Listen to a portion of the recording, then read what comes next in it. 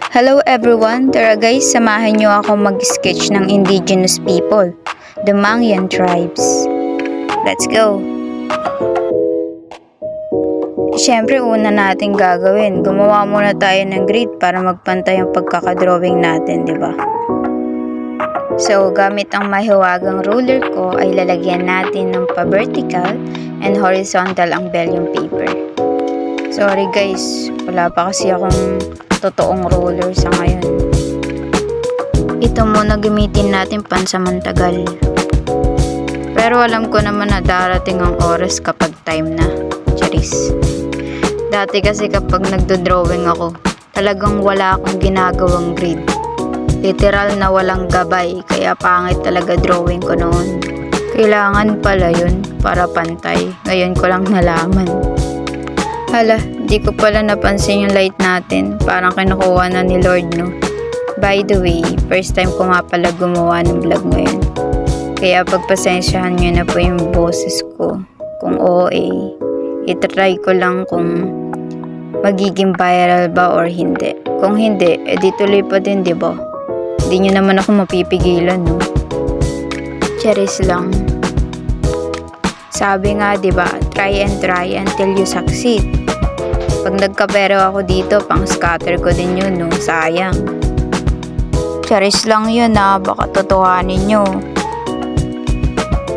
Di po talaga ako marunong nun. Good student ako sa ngayon. Ay, ibalak yarn. So, bilisan na natin. Baka gusto nyo na makita yung result.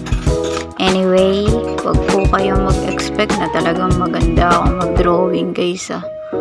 Fine arts talaga kinuha ko. Pero hindi po ako magaling talaga. Katulad ng iba dyan. Katulad ng mga kaklase ko. Mag-explore pa lang talaga ako sa iba't ibang medium guys.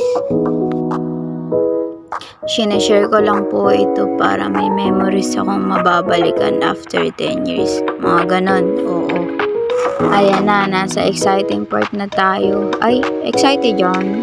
Wala pa nga eh. Nakikita niya naman na ginagawa ko pa yung paunang guide ng sketch ko. So, ayun na nga guys. Share ko lang. Actually, pangalawang ulit ko na to. Yung una naisip ko na gumamit ng oil pastel. E di nag-draw na ako ng guide, syempre. Pagkatapos nun, sinimulan ko ng magkulay.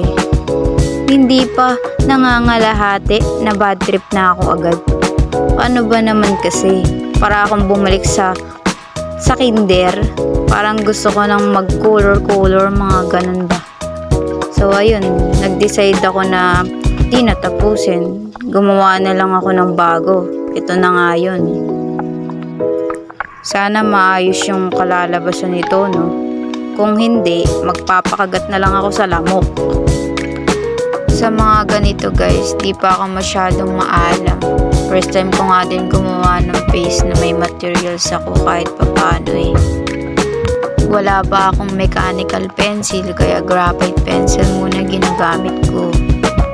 Sa mata naman, pang highlights, Kreta color lang or clay eraser.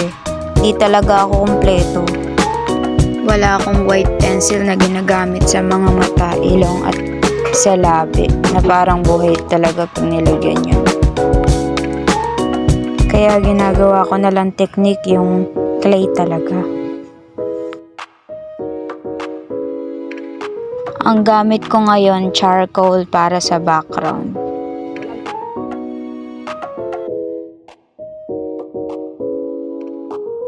Bilisan na natin, time check, 11 PM na yan, di pa natatapos. Magpupuyat ka talaga niyan para sa grade. As you can see guys, yung face niya dyan makikita yung kulubot kasi matanda nga din na drawing ko, di ba? Di po ako galit nagpapaliwanag lang. Di lang talaga masyadong kita sa camera kasi medyo malabo lang po. Pero sa personal, kita naman yan siya. Dito na tayo sa clothing nila. Medyo ma-details lang talaga pero di ko na gaanong ginalingan. Di rin naman kasi ako magaling. Yan, matatapos na guys. Masakit na talaga kamay ko dyan. Initiis ko lang talaga. So ito na guys, malapit na tayo matapos. Konting kembot na lang at lalapat na yung likod ko sa malambot kong kama. Gusto ko na talaga humiga niyan kasi inaantok na ako. 11 AM ng Saturday ako nag-umpisa, then matatapos ako ng 2 AM ng Sunday. Final touch na lang guys. 15 hours straight, grabe ba? Yung hair niya hindi pa fix masyado, bukas na lang. Yung mata ko kasi niyan parang hihiwalay na sa ugat. Charis.